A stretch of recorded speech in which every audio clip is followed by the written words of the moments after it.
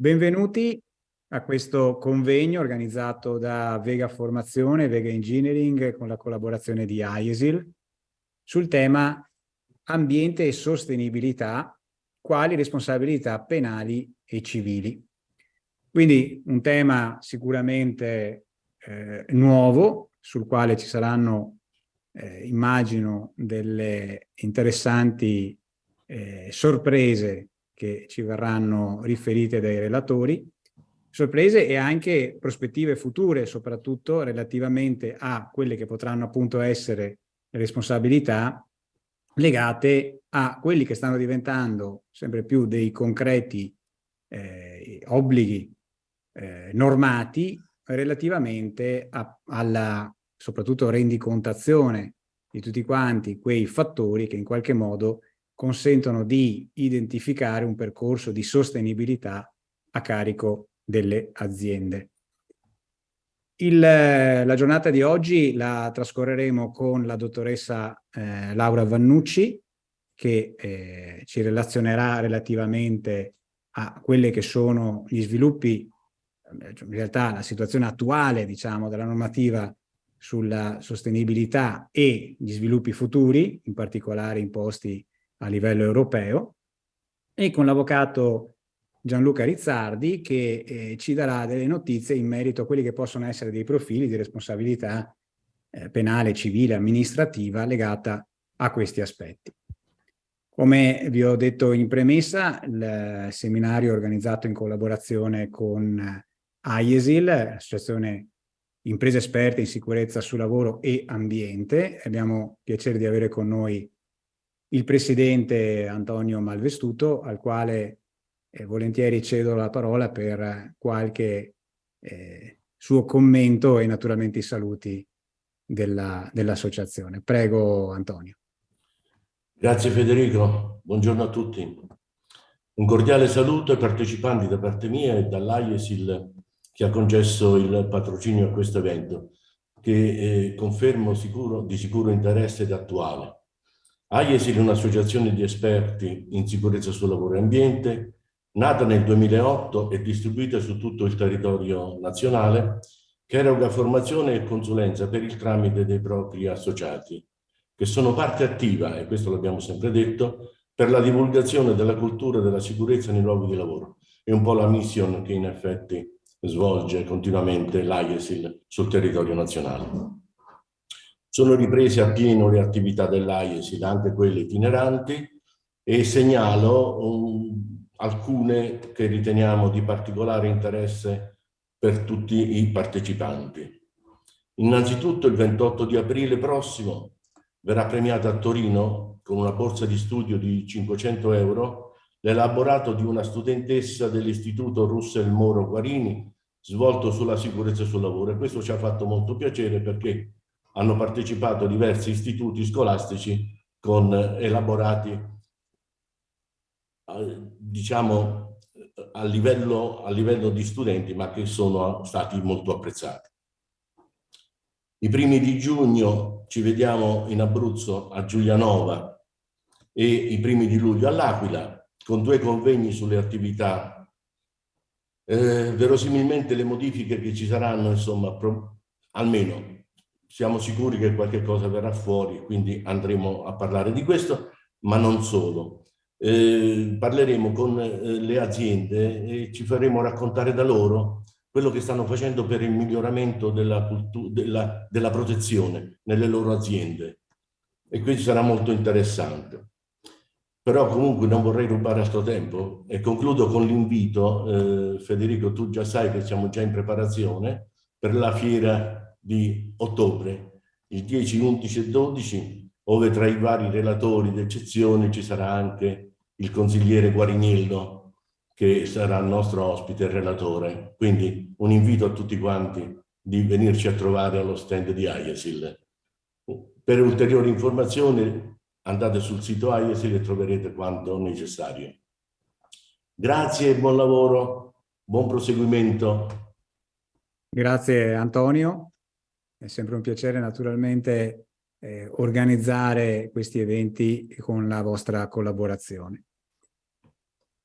Prima di lasciare la parola ai relatori, volevo aggiornarvi su alcuni dati del nostro osservatorio. Sapete che ormai da più di 10 anni siamo impegnati nella raccolta di dati relativi alla sicurezza, agli infortuni, ma adesso abbiamo iniziato anche a occuparci di ambiente, quindi il nostro osservatorio si amplia su questa ulteriore tematica. I dati sono sempre naturalmente disponibili sul sito all'indirizzo vegaengineering.com/osservatorio e questi sono, diciamo, i consueti dati aggiornati che noi proponiamo sull'andamento degli infortuni. In particolare ora stiamo vedendo l'andamento degli infortuni mortali nel confronto dei primi 2 mesi del 2022 rispetto al 2023 e diciamo che c'è una speranzosa diminuzione. Naturalmente poi questi sono tutti dati che dovranno essere consolidati nel tempo, quindi ci auguriamo che la diminuzione sia in effetti effettiva e confermata. Comunque al momento si rileva una riduzione sia degli infortuni in occasione del lavoro che in itinere, e devo dire che probabilmente il fenomeno Covid già nel 2022 pesava poco su questi dati e quindi probabilmente diciamo, può essere effettivamente che vi sia qualche infortunio con esito mortale in meno, almeno nel primo periodo dell'anno rispetto all'anno scorso. Dato naturalmente confortante, che qui si può vedere, diciamo, ripartito nelle varie regioni, e quello che si può denotare, penso che tutti ormai conoscano la nostra zonizzazione utilizzata per rappresentare il rischio di infortunio nelle varie appunto aree d'Italia, zonizzazione in cui con il colore rosso andiamo a indicare le regioni con un'incidenza di infortuni mortali superiore a 25% rispetto alla media nazionale, in arancione un valore tra la media nazionale e il 25%, in giallo sotto la media nazionale fino a meno 25% e in bianco sotto il 25% rispetto alla media nazionale. Sto parlando di incidenze infortunistiche, quindi rapporto tra il numero di infortuni e gli occupati, quindi un dato che consente un confronto tra le varie regioni. Dicevo, quello che si può notare è che in questo inizio d'anno abbiamo delle regioni con un indice diciamo, di incidenza, quindi con un rischio infortunistico molto più alto rispetto al valore medio, delle regioni con rischio infortunistico molto più basso. Quindi ci sono, diciamo, dei casi estremi.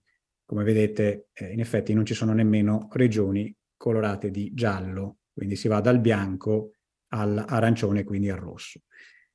Vi dicevo dei dati relativi all'andamento anche dei parametri climatici maggiormente rappresentativi e più critici che penso non solo noi ma ormai un po' tutti stanno monitorando. Questo credo sia un dato interessante che abbiamo raccolto ed è la media delle temperature medie annue rilevate nei vari capoluoghi di regione italiani. E lo vedete questo andamento nel corso di un decennio, dal 2010 al 2020. Ora, chiaramente ci sono delle oscillazioni, però credo che sia evidente una tendenza all'aumento della temperatura media rilevata, mediamente, quindi nei vari capoluoghi, perché grosso modo, come si vede, il dato fa vedere un aumento di circa 1 grado nel giro di 10 anni. Quindi questo sicuramente sappiamo è un tema che preoccupa molti, soprattutto chi si occupa del fenomeno del riscaldamento globale, climatico mondiale. Quindi questo è un altro dato invece, per contro, che può dare qualche, diciamo, ragionevole speranza di una possibile inversione di rotta in un tempo ovviamente non immediato, ma insomma la tendenza, come vedete, queste sono le emissioni di gas serra negli anni, tra l'altro ripartite per i vari settori, vedete settore energia, settore processi industriali, l'agricoltura e i rifiuti, ma come vedete queste barre tendono, dopo un aumento sostanzialmente costante, una tendenza all'aumento sostanzialmente costante fino al 2005 circa, dal 2006 in poi in effetti c'è una riduzione. Questo ci fa viceversa ben sperare, perché porterebbe, diciamo, alla conclusione che nel tempo stiamo riducendo le emissioni di quei gas che poi determinano il fenomeno appunto di effetto serra, cioè di riscaldamento, uno degli elementi che comporta il riscaldamento dell'atmosfera sulla Terra.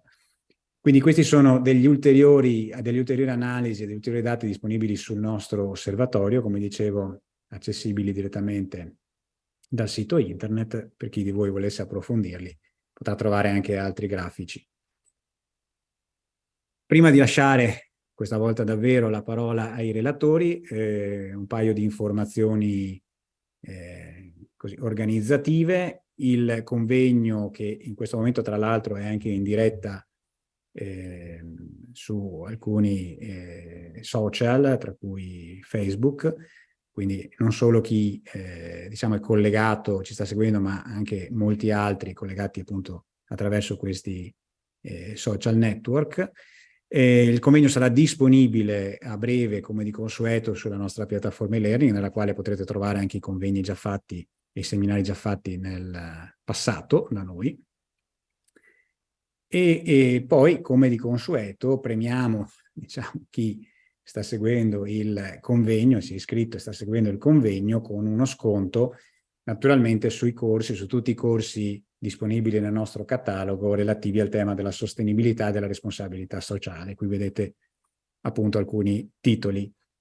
Attenzione che il coupon è valido per 30 giorni, quindi utilizzatelo se vi interessa con le prossime edizioni in partenza. Ultima cosa,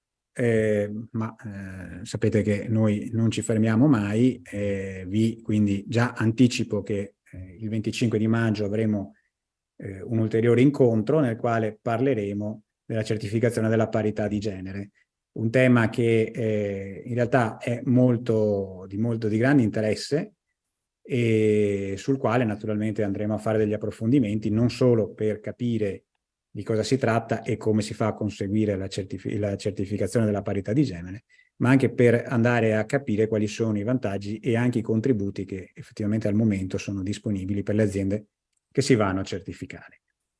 Mi sembra di aver detto tutto, quindi possiamo passare a parlare di cose serie, quindi lascio la parola alla dottoressa Vannucci per la sua relazione.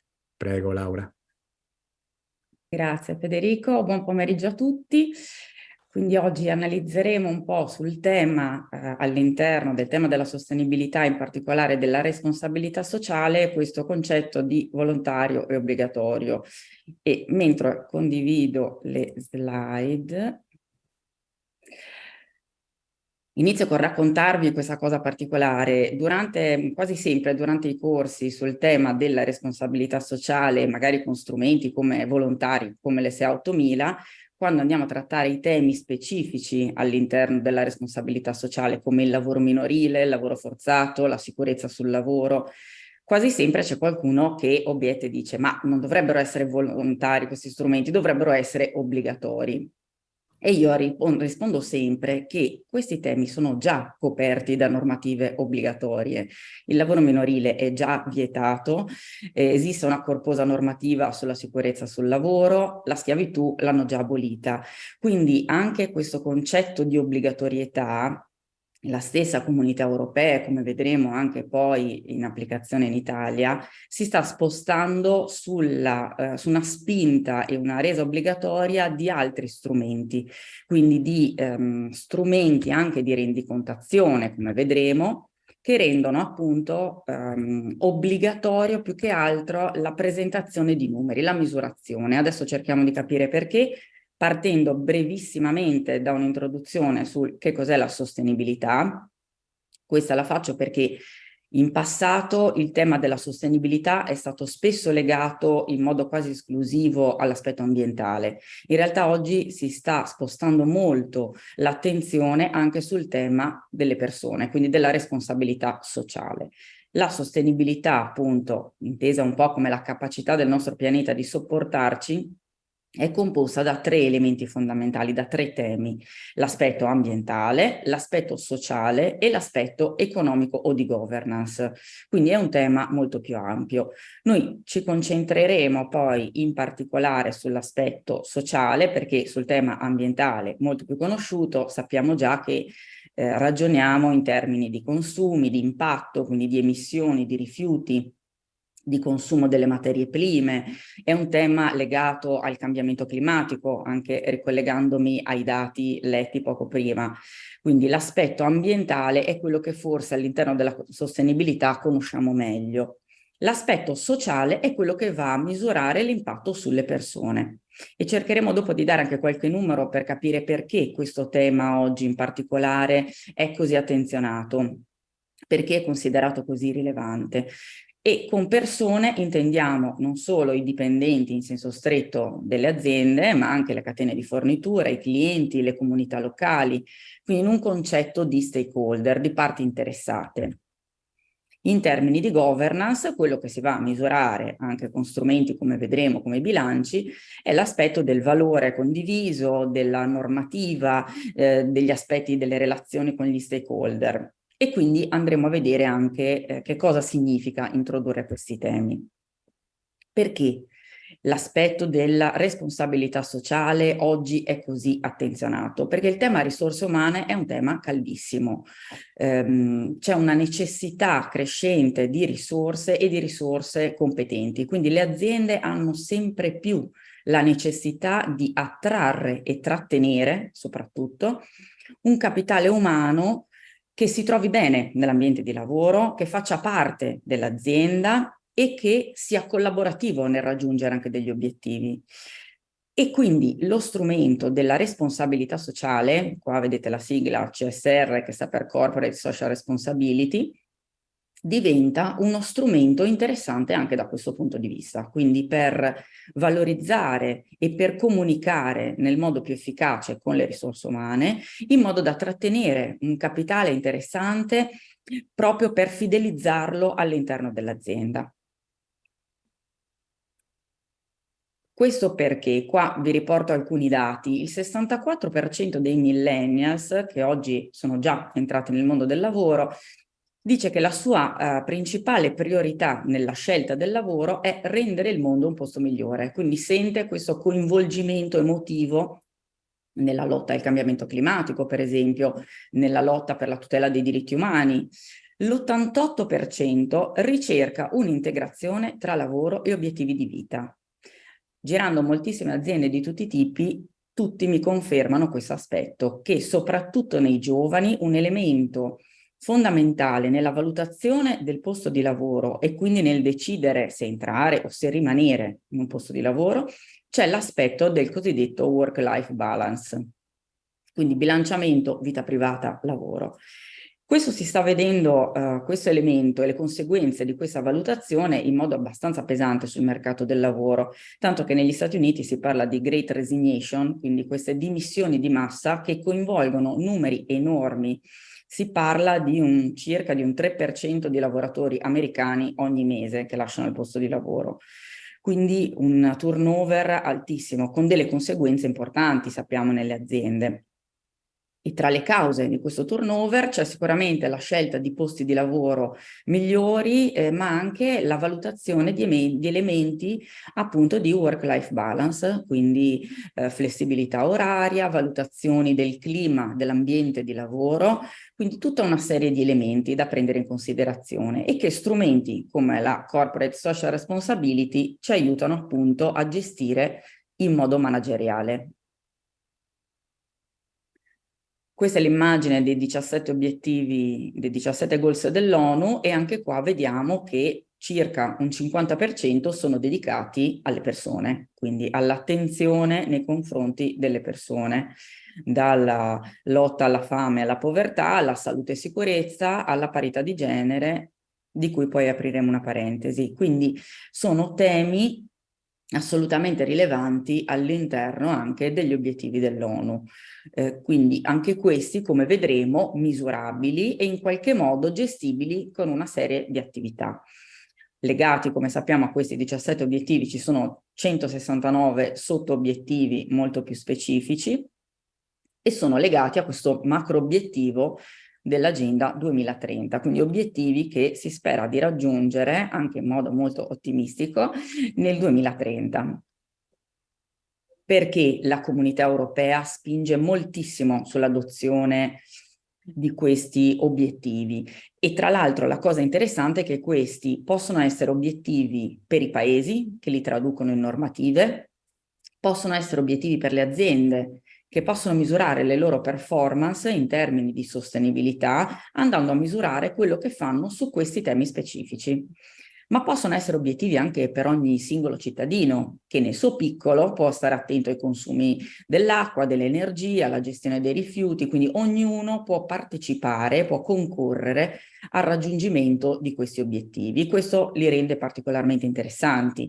La Comunità Europea, sappiamo, ha adottato questa sfida, quindi sente moltissimo questi obiettivi proprio perché vede nello sviluppo della sostenibilità un elemento strategico per la crescita delle aziende europee.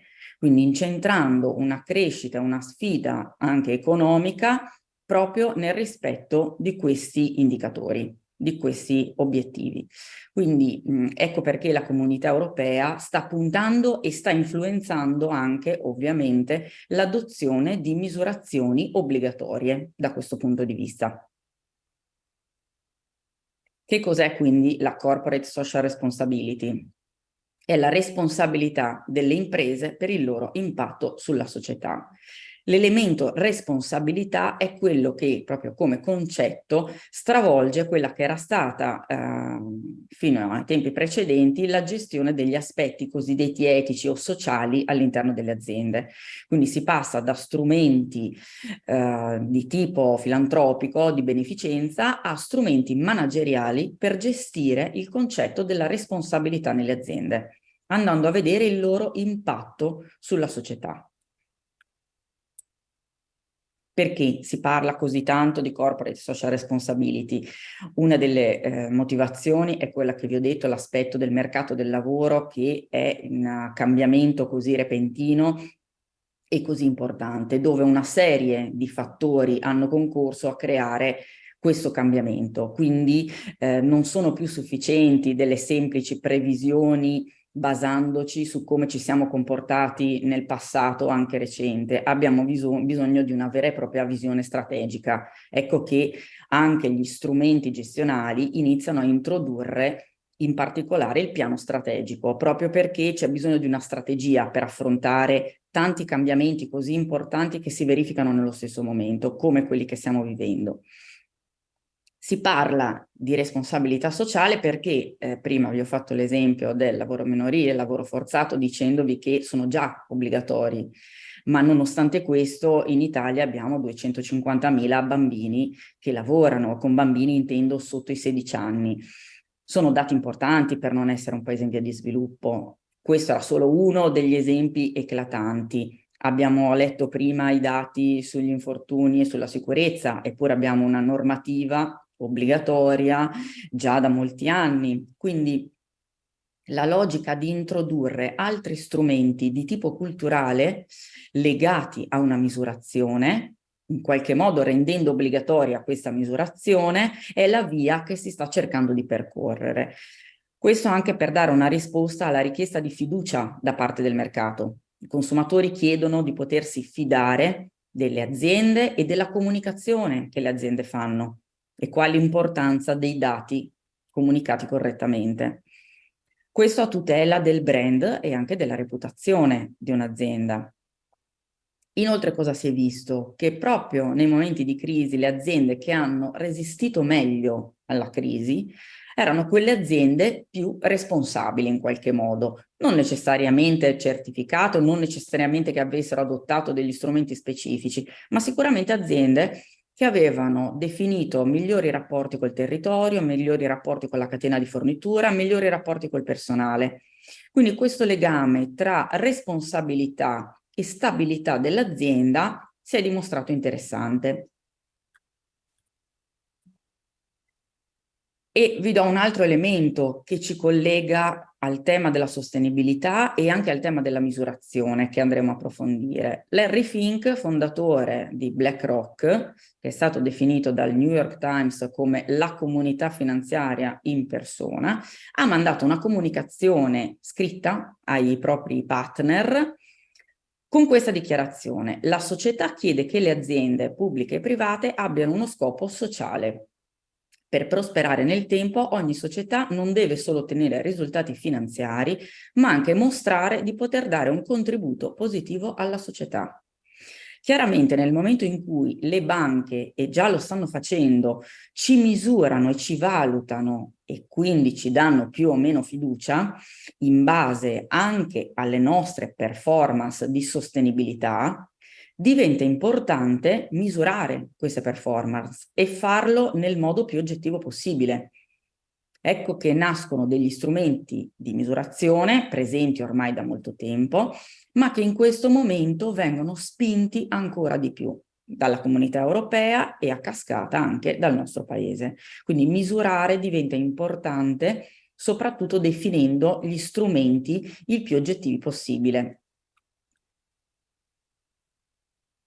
Quindi da questa evoluzione nascono vari strumenti, vi ho accennato a certificazioni volontarie sulla responsabilità sociale come l'SA 8000, ma in particolare diventano molto interessanti anche i bilanci di sostenibilità, che sono appunto degli strumenti che ci consentono di misurare e rendicontare sulla base di indicatori definiti e quindi comuni a tutti, perché l'elemento importante è anche questo: comunicare e rendicontare con dei criteri che siano uguali per tutti.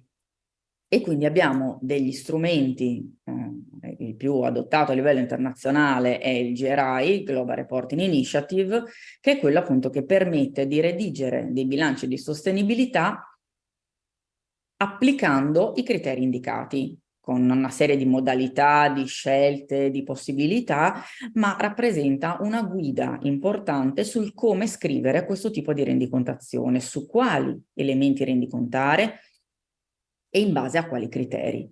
Quindi l'aspetto della rendicontazione e della comunicazione diventa fondamentale. Ad oggi, ecco qua l'aspetto dell'obbligatorietà. Ad oggi le aziende che sono tenute a presentare la cosiddetta relazione non finanziaria allegata al bilancio sono aziende o di grosse dimensioni, quindi le grandi aziende quotate o le aziende del settore bancario e assicurativo. Quindi ad oggi queste erano quelle tenute obbligate a questo tipo di rendicontazione.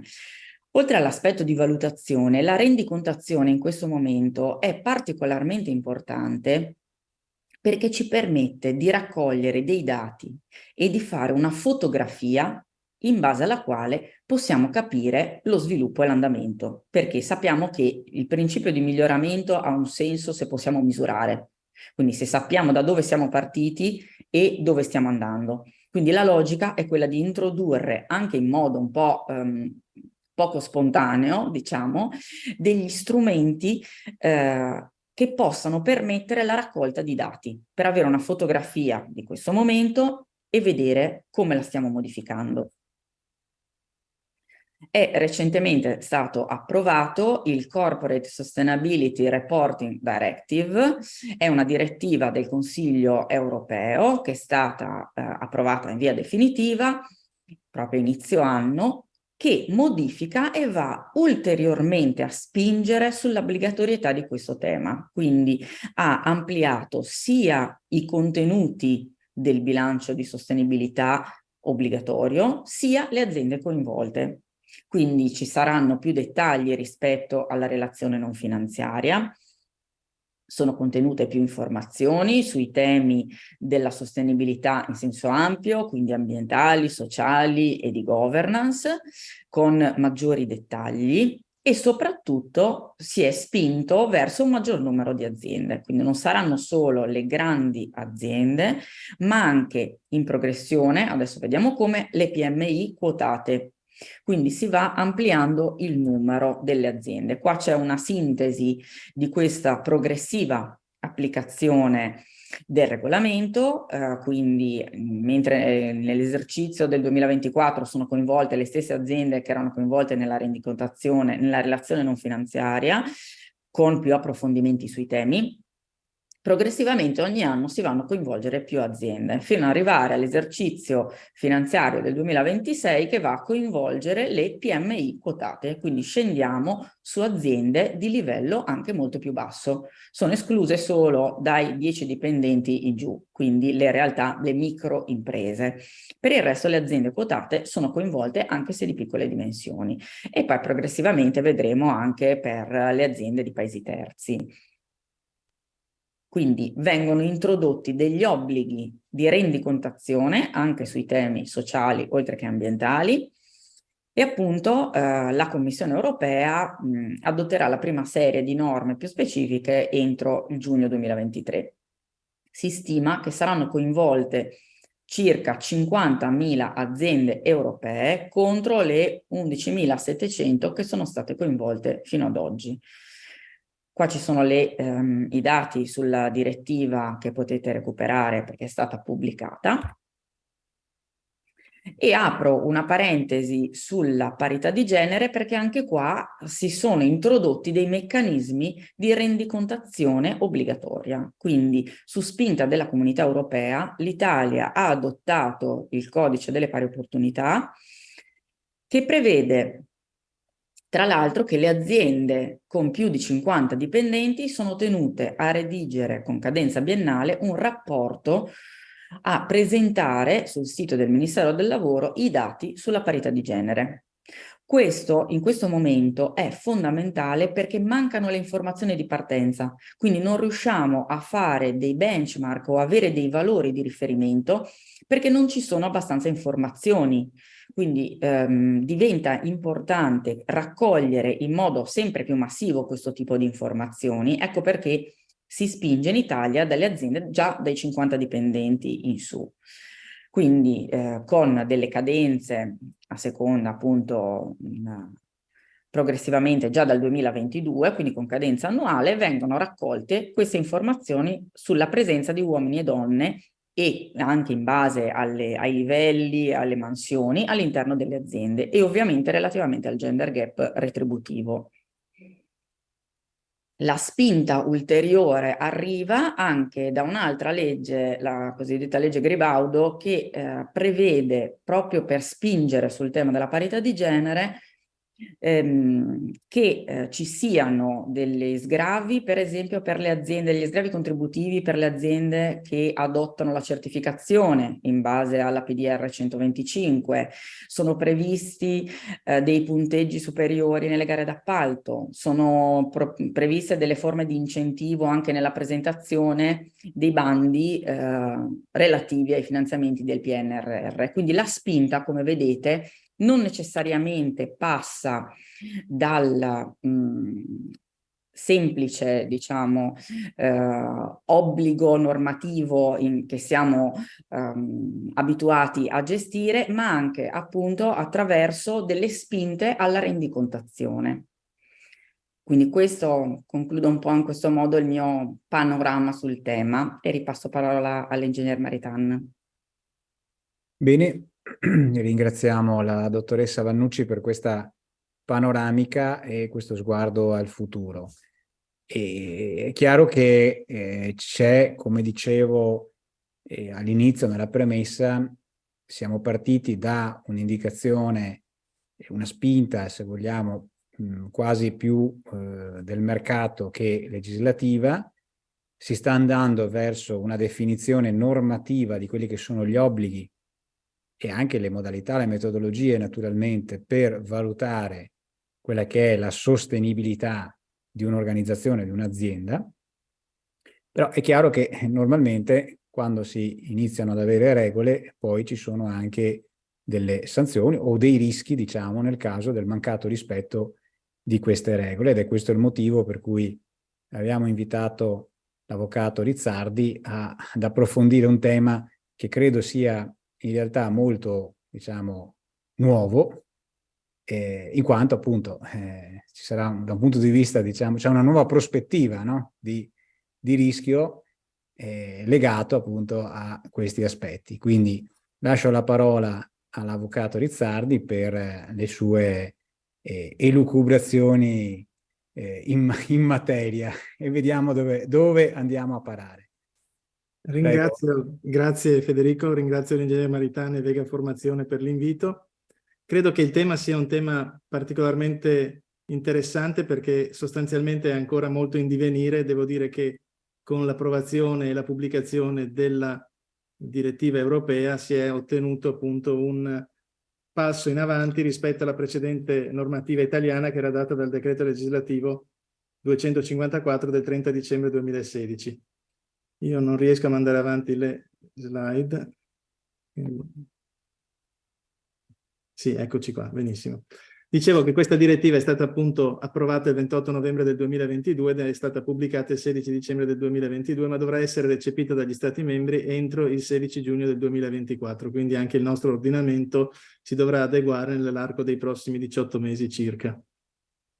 La cosa importante è sottolineare proprio un passaggio delle premesse di questa nuova direttiva che sostanzialmente riferisce l'assenza di un intervento politico e il divario delle esigenze di informazione degli utenti e le informazioni sulla sostenibilità fornite dalle imprese è destinato ad aumentare. Quindi questa è la considerazione che fanno i nostri legislatori europei e di conseguenza per ovviare a questa situazione è necessario stringere i paletti delle dichiarazioni di sostenibilità che le aziende sono tenute a svolgere nelle loro attività di reporting annuale.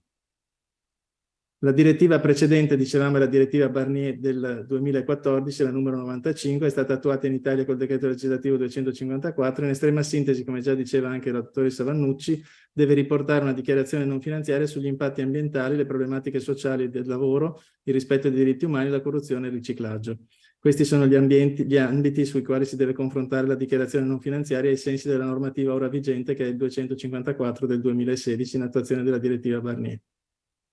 Questa informazione non finanziaria riguardava e riguarda per il momento solo una platea piuttosto ristretta di imprese, come diceva bene la dottoressa Vannucci, e sostanzialmente serve a fare in modo che gli investitori possano essere informati sulle tematiche della sostenibilità della società.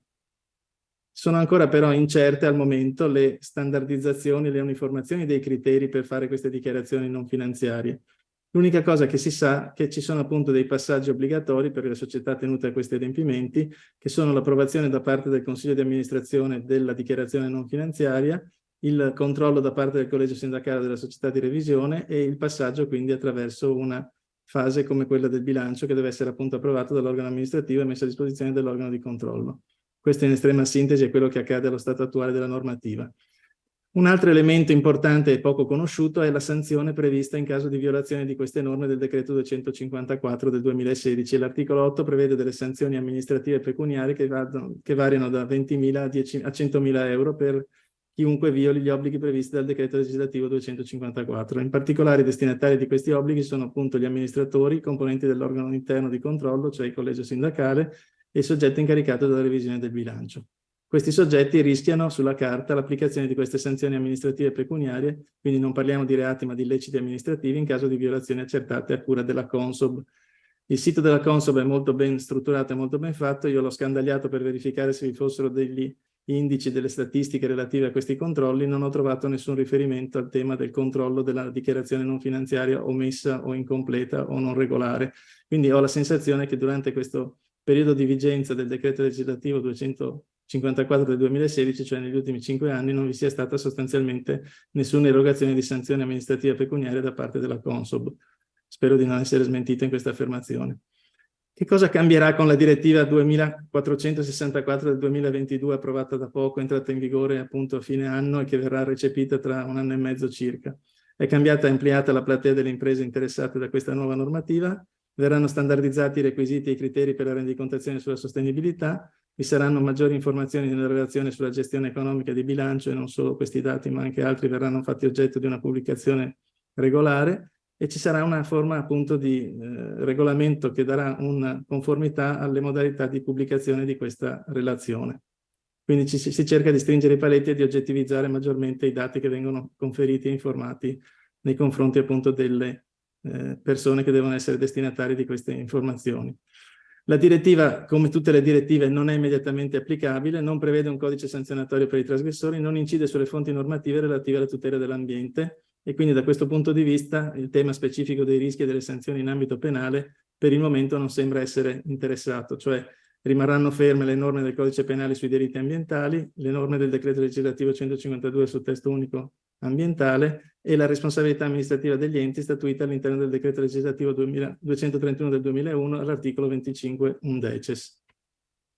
Quello che invece potrebbe essere interessante esplorare, che è già un fenomeno attualmente monitorato anche dalla giurisprudenza italiana, è quello della fattispecie del greenwashing, cioè la società che vuole presentare se stessa come una società che sia particolarmente sensibile all'ecologia, al risparmio energetico, al consumo delle materie prime, al recupero, al riciclo. Questa pubblicazione di dati che potrebbero apparire falsi comporta appunto un fenomeno di greenwashing, cioè un tentativo di mettere in evidenza le cose positive di un'azienda eccedendo nell'elogio delle proprie qualità o delle caratteristiche dei propri prodotti dal punto di vista dell'ecologia e della sensibilità ambientale.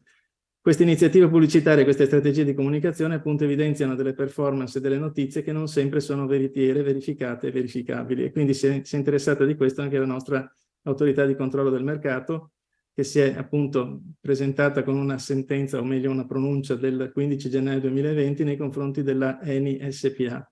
Ricorderete che tra il 2016 e il 2019 c'era stata un'ampia campagna pubblicitaria di Eni rispetto al prodotto Eni Diesel Più, che veniva appunto decantato come un diesel bio, green, ecologico, rinnovabile, capace di abbattere le emissioni di CO2 fino al 40%. Tutti questi messaggi pubblicitari avevano fatto attenzionare l'Agcom rispetto alla veridicità dei contenuti di questa pubblicità, che alla fine dell'istruttoria l'Agcom ha ritenuto una pubblicità di forma ingannevole ai sensi del codice del consumo, perché appunto non considerava che non c'erano assolutamente le prove rispetto a quello che veniva dichiarato della veridicità del messaggio pubblicitario e delle informazioni date alla pubblica utenza. Per questo motivo l'Agcom ha condannato Eni SpA al pagamento di 5 milioni di euro di multa, quindi una sanzione molto alta, oltre al divieto di continuare a diffondere i messaggi pubblicitari ingannevoli. Questa è stata la prima pronuncia in Italia sul tema cosiddetto del greenwashing, a cui ha fatto seguito una seconda pronuncia del Tribunale Civile di Gorizia in seno ad un procedimento di ricorso cautelare d'urgenza, perché il 25 novembre del 2021 appunto il Tribunale Civile ha statuito che una certa impresa che commercializzava materiale in microfibra dall'aspetto simile alla pelle di camoscio aveva fatto uso di espressioni come scelta naturale, amica dell'ambiente, una unica microfibra che garantisce l'ecosostenibilità durante il ciclo produttivo e altri simili appellativi che non corrispondevano alla verità. Quindi c'era anche in questo caso un episodio di concorrenza sleale dovuto alla pubblicità ingannevole e il giudice isontino ha ritenuto che tali asserzioni fossero difformi dal vero e integrassero una pratica di greenwashing da cui sarebbe derivato l'ingiusto vantaggio competitivo a favore dell'impresa promotrice della campagna pubblicitaria ingannevole. Interessante questa ordinanza, anche se non si è ancora stabilito dal punto di vista del merito se vi fosse un risarcimento da riconoscere a favore dell'impresa svantaggiata da queste pubblicità ingannevoli, e quindi sarà oggetto di un successivo intervento e di un altro momento di confronto all'interno di questi seminari di Vega Formazione. Quindi per il momento non sappiamo ancora come andrà a finire, c'è solo l'ordinanza cautelare. Però sono due situazioni, quella dell'Agcom e quella del Tribunale di Gorizia, che denotano un interesse anche della magistratura ai temi del greenwashing e quindi della sostenibilità ambientale e del rispetto della comunicazione corretta ai gestori dei vari attività di impresa. Greenwashing e frode in commercio, perché il passo dal civile al penale a volte è breve, nel senso che se al momento la giurisprudenza si è interessata di violazioni del tipo concorrenza sleale, pubblicità ingannevole, si potrebbe arrivare anche ad intuire una situazione di frode in commercio che non è ancora stata accertata dal punto di vista della disciplina cosiddetta del greenwashing, ma che potrebbe esserlo prossimamente, proprio perché voi sapete che l'articolo 515 del Codice Penale punisce chiunque nell'esercizio di un'attività commerciale consegna all'acquirente una cosa mobile per un'altra, dichiara contenuti, qualità o caratteristiche diverse da quelle che sono effettivamente poste in vendita, e in questo caso costituisce appunto un fatto di frode in commercio. Se si tratta appunto di un reato, lo stabilirà ovviamente il giudice penale, ci deve essere il dolo, cioè l'intenzionalità di fare questo tipo di forma ingannevole di commercio, ed è prevista la reclusione fino a 2 anni o la multa fino a 2.065 euro. Questa stessa fattispecie viene anche simmetricamente ripresa dal decreto legislativo 231, che all'articolo 25 bis 1 prevede per la frode in commercio che per gli enti che abbiano tratto un vantaggio da questo reato sia applicata una sanzione pecuniaria fino a 500 quote. Quindi ci sono anche delle conseguenze per la società che si è fatta, come dire, avvantaggiare da un'attività di frode in commercio. Un altro reato che potrebbe venire all'evidenza in caso appunto di condotte violative delle regole sulla sostenibilità e sulle dichiarazioni, in caso di dichiarazioni false o di documenti attestanti cose non vere, qualora ci fossero degli interventi da parte dello Stato o di altri enti pubblici che garantiscono dei contributi, delle sovvenzioni o dei finanziamenti alle società che ne fanno richiesta. Se questi finanziamenti sono determinati da dichiarazioni false anche sul tema della sostenibilità, potrebbero integrare il reato di cui l'articolo 316 ter codice penale, cioè l'indebita percezione di erogazioni pubbliche. Reato molto grave, punito con la reclusione da 6 mesi a 3 anni. Se è in danno dell'Unione Europea, da 6 mesi a 4 anni. Anche questa fattispecie che punisce le persone fisiche è correlata ad una fattispecie che punisce le persone giuridiche ed è prevista appunto dall'articolo 24 del decreto 231 una sanzione fino a 500 quote per le società che si siano avvantaggiate del comportamento illecito dei propri amministratori o legali rappresentanti. Il falso in bilancio è un altro tema di interesse, anche se è una fattispecie penale piuttosto difficile da vedere applicata proprio per la sua difficoltà dal punto di vista dell'inquadramento giuridico. Noi vediamo che ai sensi dell'articolo 2621 gli amministratori che ai fini di conseguire per sé o per altri un ingiusto profitto nelle relazioni e nelle altre comunicazioni sociali consapevolmente espongono fatti materiali rilevanti non rispondenti al vero, possono essere in questo modo condannati da 1 a 5 anni se concretamente hanno ingannato qualcuno in errore e sono puniti con una pena appunto che va da 1 a 5 anni. Questo tipo di fattispecie ha poca applicazione in Italia perché vedete che c'è la caratteristica dell'ingiusto profitto e della consapevole esposizione di fatti materiali rilevanti non rispondenti al vero. Io credo che nella prospettiva dell'applicazione e recepimento della direttiva 2464 del 2022 vi sarà senz'altro spazio da parte del nostro legislatore per modificare questa fattispecie e far sì che anche una dichiarazione falsa possa essere parte integrante del falso in bilancio e che possa quindi essere motivo di contestazione agli imprenditori e agli amministratori che hanno realizzato queste false dichiarazioni in ambito della legge sulla sostenibilità. E quindi abbiamo visto appunto che per il falso in bilancio la Corte di Cassazione ha stabilito a sezioni unite che sussiste il fatto reato se l'esposizione o l'omissione di fatti oggetto di valutazione riguardi criteri normativamente fissati o criteri tecnici generalmente accettati e solo quando ci si discosti da questi criteri può accadere che ci sia la fattispecie del falso in bilancio. Questa massima della Corte di Cassazione a sezioni unite del 2016 mi fa immaginare che se anche questa stessa logica, questo principio di diritto fosse applicato nel caso delle dichiarazioni false rispetto ai criteri oggettivi e standardizzati per fare le dichiarazioni di sostenibilità delle imprese, secondo la nuova direttiva, questo potrebbe effettivamente diventare un punto di integrazione del falso in bilancio, non per i dati principali del bilancio tradizionale, ma per i dati contenuti nelle relazioni di accompagnamento che contengono anche tutti i riferimenti alle attività non finanziarie e ai principi di sostenibilità di cui ha parlato anche la dottoressa Vannucci.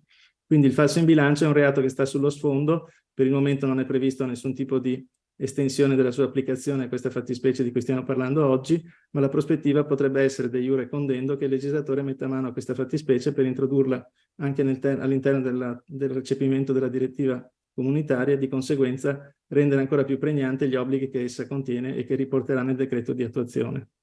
Ho finito, credo di essere stato troppo veloce, ma se c'è spazio per qualche domanda sono qua a disposizione. Grazie. Grazie, ringraziamo l'avvocato Rizzardi che è stato sicuramente troppo veloce, per noi quantomeno, che abbiamo cercato di seguire, come sospettavo, i suoi collegamenti, diciamo, logici, giuridici. E approfittando delle domande che sono arrivate, vorrei appunto ripercorrere alcuni aspetti toccati in questa ultima relazione. E naturalmente io non sono un avvocato e quindi a mia volta cercherò di tradurre in modo errato e chiedo all'avvocato Rizzardi di poi correggermi per riassumere un po' il quadro, ripeto, anche con riferimento ad alcune domande che sono arrivate, quindi io come sempre cerco di raccoglierle e cerco anche di rispondere in modo ovviamente generalizzato, al di là dei casi specifici.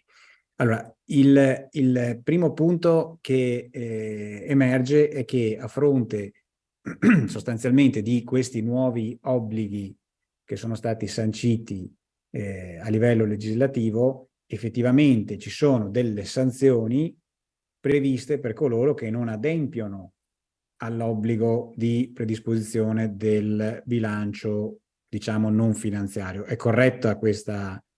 Diciamo della dichiarazione non finanziaria che è stata appunto resa obbligatoria per alcune tipologie di imprese, le imprese con una certa dimensione, le imprese quotate in borsa, quelle di cui appunto il decreto legislativo 254 del 2016 ha dato evidenza nella sua parte iniziale, stabilendo chi fossero i destinatari di questa nuova disciplina, che, attenzione, recepisce la direttiva precedente, la 95 del 2014. Quindi è una disciplina che verrà superata probabilmente dal decreto di recepimento della nuova direttiva 2464. Però già oggi ci sono queste sanzioni all'articolo 8 del decreto legislativo 254, che sono sanzioni amministrative, non penali, rivolte appunto agli amministratori e agli sindaci e alle società di revisione che non facessero correttamente il percorso di approvazione della dichiarazione non finanziaria, riferita ovviamente ai soggetti obbligati a fare la dichiarazione. Certo. Quindi attualmente ci sono dei soggetti obbligati, abbiamo visto... Che sono un perimetro piuttosto ristretto, non vanno Esatto. sopra 200-300 unità circa. Abbiamo visto che nel tempo si amplieranno i soggetti in quanto diciamo diventeranno sempre di più le aziende, restiamo nell'ambito delle aziende che sono soggette a questo tipo di obbligo, e comunque si parla sempre di aziende quotate in borsa, anche nel prossimo, diciamo, futuro, salvo poi naturalmente ulteriori. No, diciamo che su questo può intervenire forse Laura a spiegare quella slide in cui illustrava appunto qual è la platea dei destinatari della nuova direttiva. Perché molti dicono, ma sono le aziende quotate in borsa. Quindi... No, non è così, vorrei appunto richiamare in gioco la collega in modo che approfittiamo della sua slide. Eccomi, se volete ricondivido lo schema. Allora, eccoli qua. Sì, si tratta di PMI quotate, quindi il limite è ancora quello, però stiamo ragionando su numeri decisamente più ampi, perché da 11.700 a 50.000 le aziende coinvolte, e devo dire su questo l'Italia è particolarmente coinvolta, perché per noi le grandi imprese come statistiche sono decisamente inferiori rispetto alle PMI, quindi coinvolgere le PMI quotate significa comunque ampliare di molto la platea delle aziende interessate. Inoltre si prevede che progressivamente saranno coinvolte ancora più aziende.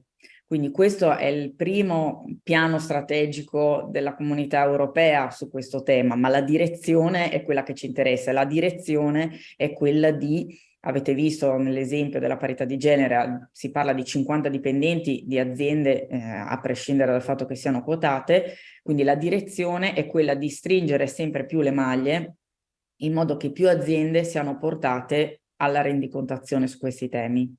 Chiaro, quindi la tendenza del legislatore è quello di ampliare sempre di più la platea per arrivare probabilmente un indomani a includere più o meno tutti e quindi a determinare dei criteri di rendicontazione che passano da un bilancio tradizionale di carattere esclusivamente economico-finanziario a un bilancio più complessivo che quindi riguarda anche queste tematiche di sostenibilità. Ovviamente stabilendo dei criteri comuni e condivisi che determinano appunto questi indici e ci daranno questi indicatori di sostenibilità delle aziende. Criteri che in realtà già ci sono in questo momento e che vengono utilizzati appunto dalle aziende che sono tenute a fare questo tipo di rendicontazione, nonché da tutte le aziende che eventualmente anche volontariamente fanno questo tipo di rendicontazione, giusto? Corretto. Esatto. Quindi diciamo che un'azienda che rientra tra quelle obbligate, se non fa questo tipo di rendicontazione non finanziaria, evidentemente è sanzionata. E questo è il punto di partenza. Dopodiché, però, c'è il tema anche, che dicevamo prima, delle eventuali false, no? Dichiarazioni, che possono anche andare al di là di quello che è il bilancio, se comprendo bene. Cioè, siccome dietro questa rendicontazione c'è ovviamente anche l'intenzione di dare un'immagine positiva dell'azienda, sostenibile, ai passo coi tempi, adatta ad un mercato che sempre di più oggi premia chi ha attenzione all'ambiente, attenzione a tutti quanti quelli che sono i temi della sostenibilità, A questo punto subentra anche un rischio legato a una dichiarazione non corretta, per non dire falsa. Certo.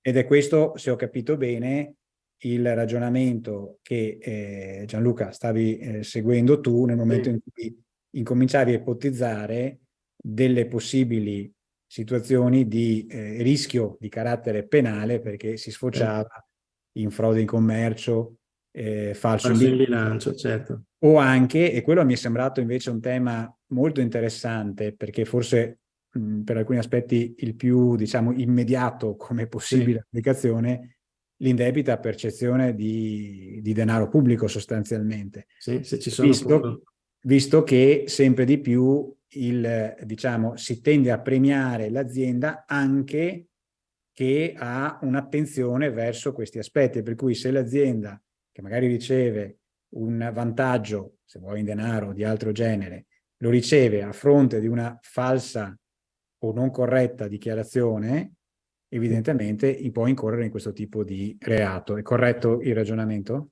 Sì, il ragionamento è corretto. Mi permetto di precisare e aggiungere una considerazione: che non sappiamo quale sarà l'apparato sanzionatorio specifico che il legislatore vorrà adottare in recepimento della nuova direttiva. Pertanto io mi sono attenuto a quelli che possono essere i principi generali del nostro codice penale, ipotizzando quali potrebbero essere un domani anche gli aspetti di rilevanza penale in caso di false dichiarazioni non finanziarie e di tutto quello che va dietro alla nuova direttiva.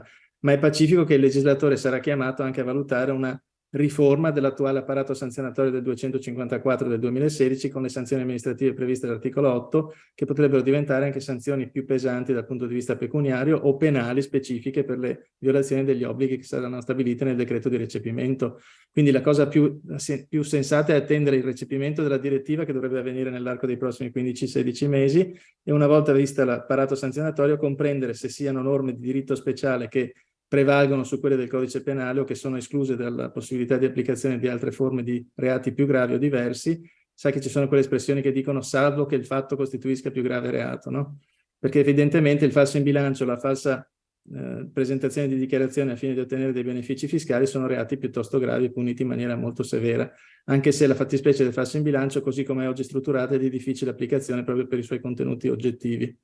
Però la logica ci impone di riflettere anche su queste prospettive, proprio perché il legislatore sta chiedendo alle imprese un salto di cultura e di qualità nella dichiarazione di bilancio, che non è più solo un insieme di dati, di numeri, di principi contabili, ma diventa anche una presentazione alla società, alla collettività, di altri elementi, di altri dati sulla sostenibilità, di cui ci ha parlato molto bene prima Laura Vannucci. Certo. Una domanda di carattere tecnico, ma la rendicontazione non finanziaria è a tutti gli effetti parte integrante del bilancio? Allora, nel momento in cui diventerà inclusa nelle informazioni nella relazione sulla gestione, sì, cioè con una nuova direttiva deve essere per forza parte integrante della relazione sulla gestione, che è parte del bilancio. Oggi invece può essere anche un documento autonomo e distinto. Ok, chiaro. Quindi direi insomma che sicuramente siamo all'inizio di un percorso normativo, legislativo e giurisprudenziale, chiaramente che è tutto in divenire, e che probabilmente avrà uno sviluppo, credo, abbastanza rapido, quanto meno dal punto di vista legislativo. Come sappiamo, la giurisprudenza poi si crea in tempi un po' più lunghi, ma certamente legislativo nei prossimi 1-2 anni. E probabilmente poi avremmo e vedremmo un ampliamento, diciamo, sempre più grande dei soggetti, in qualche modo soggetti a questa normativa, probabilmente dal 2026 in poi, mi viene da pensare, almeno guardando quello che è l'evoluzione attuale della normativa appunto che stiamo vivendo. Certo che allo stesso tempo ci sono aziende che si stanno già muovendo in questa direzione, anche per una questione di immagine, di interesse relativo all'immagine.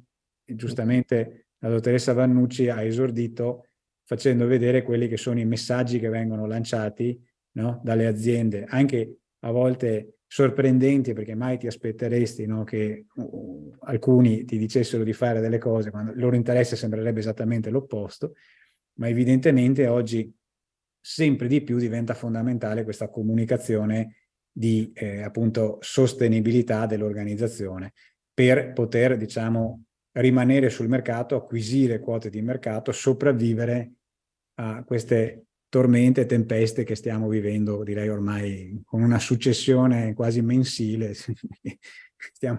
No, cioè, ormai da parte della pandemia, una guerra a quant'altro, senza considerare poi una fortissima concorrenza di altri paesi, evidentemente, che magari sono meno attenti a questi aspetti, e quindi ovviamente chi viceversa vuole evidenziare un'attenzione verso l'ambiente, verso la responsabilità sociale, eccetera, lo fa naturalmente in modo sempre più, diciamo, forte e a livello di comunicazione sempre più, come dire, invadente, se volete anche, no? Perché cerca di inserire un po' in tutti quanti le sue comunicazioni, a volte anche esagerando con gli effetti che l'avvocato Rizzardi ci ha fatto vedere relativamente a, tra l'altro, sanzioni che poi diventano anche piuttosto pesanti, ovviamente.